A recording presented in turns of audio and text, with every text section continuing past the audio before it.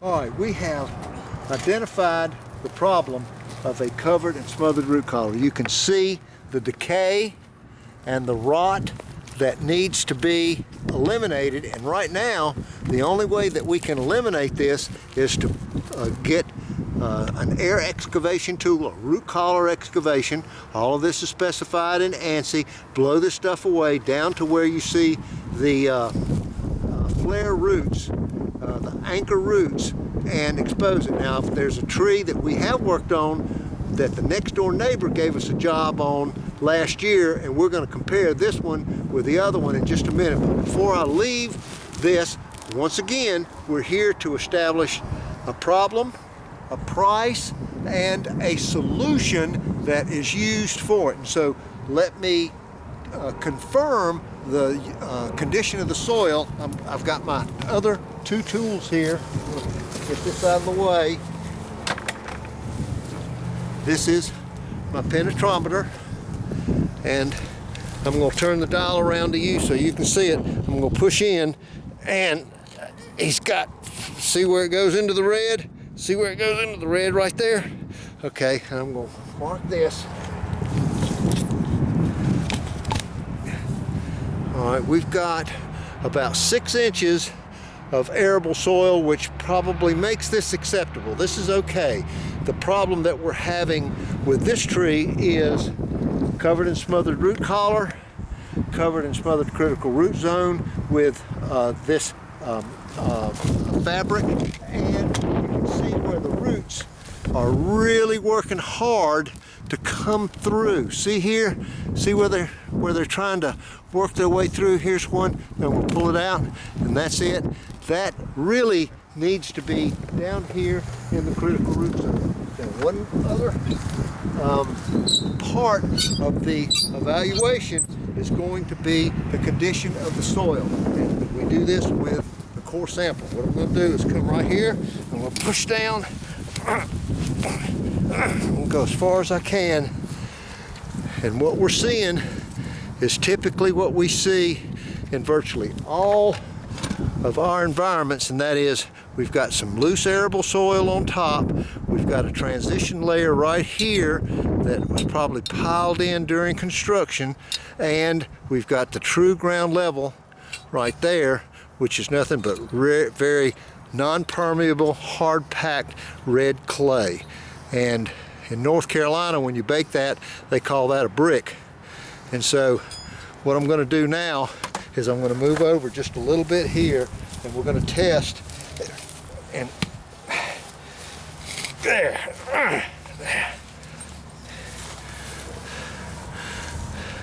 And that's all. See here? There's the good dirt right there. You can see it right there. See how nice that is? See how nice that is? Okay, and then the further down we go, the tighter packed it becomes. The tighter packed it becomes. And I can barely pull that out now. Let me go back over here, get my little rod. I'm going to pull this out of here, and I'm going to push this in there like that. And you can see that red clay is really hard packed stuff. So what we have confirmed, we'll get that out of there. Boy, it's hard to even get it out of the core sampler here. All right, what we've established, covered and smothered root collar. We've got fabric over the critical root zone of the tree. We have very modest compaction, not very bad, and no organic matter in the critical root zone out here to 6 or 8 feet, and with no organic matter you have no breakdown. And so from here, let me get an idea of exactly what size of a tree that we're dealing with. Here's my DBH tape. Put this here, move around.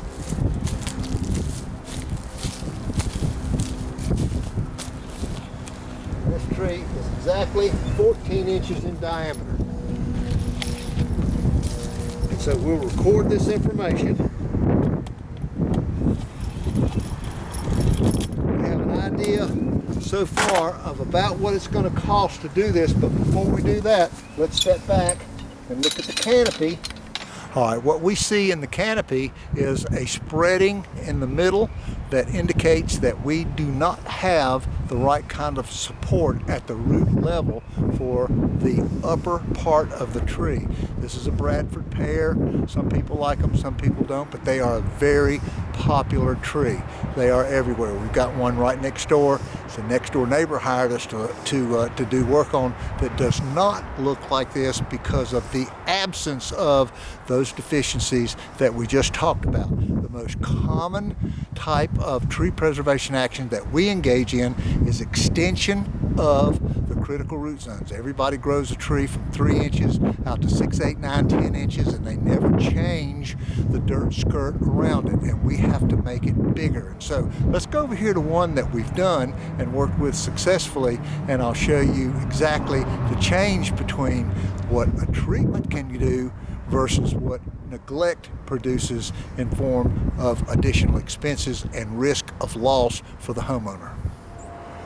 All right, I'm going to make a comparison between this tree that was treated once 2 years ago, and then another time 1 year ago with mulching, and we came in and did some pruning, made some pretty good pruning cuts here, left the branch bark ridge intact, and you can see where the debris is stacked up over there. The homeowner did not have a lot of money to spend on it, but the money he did have, he wanted to spend on exposing the root collar, which you can see we've got all of the roots exposed. This is the flare that we could not find over here on the other tree. And you can see where all of these roots are growing nice and freely out this way. They look really, really good. We did some root pruning on this one right here where it had one root cutting into it, but it's now been taken care of. And here's another good example of a root. Hold on right there, and I'll get my bucket and I'm gonna come here and I'm gonna show you.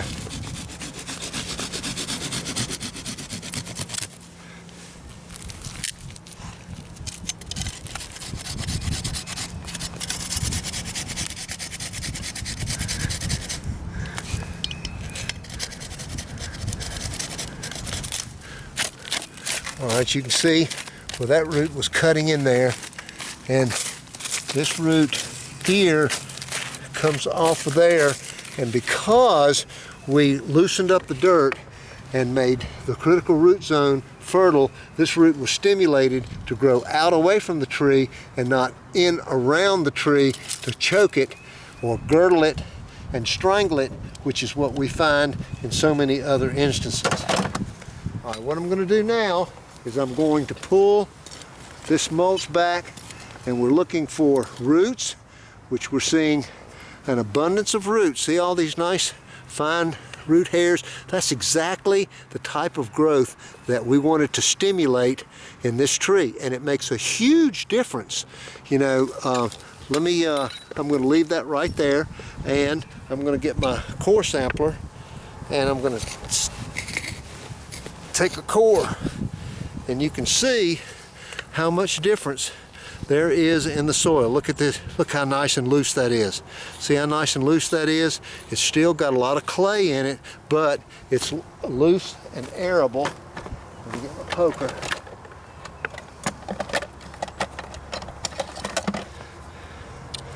And we can pull that out of there, and you can see that it's all good dirt. That's exactly what we want. Nice arable dirt, blacker towards the top, of course, because that's where we've got our mulch, but the roots have already penetrated in the next level down below it, 6-8 inches, and it's made this tree look so much better. It's resistant to disease, and it has no decay or rot. At one time there probably was some. See where this dark coloring is here? All right, all of that was probably drainage from the tree, and it looks like there's one little root right there. I don't know where it's coming from. All right, this is the difference that you can make with treatments. You can see this tree behind me is better shaped. There's no dieback. It has full foliage, as opposed to the one that we just looked at that we're gonna treat that is falling apart in the middle. There's some root deficiencies. It has a restricted critical root zone. There's not enough roots below ground to support the above ground growth, and we would suspect that there has been some over fertilization using chemical nitrogen fertilizer, and it makes it grow and at all cost, and that's just that's not a good thing. So, all right, arborists and tree preservation people, this is how we make money. When we came here to do our initial consultation, you saw where we found decay around the bottom of the tree. It's very obvious. All of this was covered with plastic and with this useless pine bark nuggets. And what we decided, because the owner has a very limited budget, and this is important for you to remember, is we said, okay, why don't you clear the critical root zone for us? We're not going to extend anything. We're not going to add on anything. We're going to aerate and decompact the existing critical root zone as you have cleared it for us, and do the root collar excavation. And we think it's going to solve the problems that we saw up top, which are dieback, which is usually the first sign of, at least this kind of dieback, of restricted root coverage. It doesn't have enough roots down below to support what is up top. And so now we're going to do our root collar excavation. We're going to aerate and decompact. That's 2 of the 3 top tree protection actions that we use, and the owner's going to bring in his own topsoil in 40-pound bags. He's already got it bought. It's staged over by the garage, and he's going to put it in. Once we're done, we're ready to go to biz.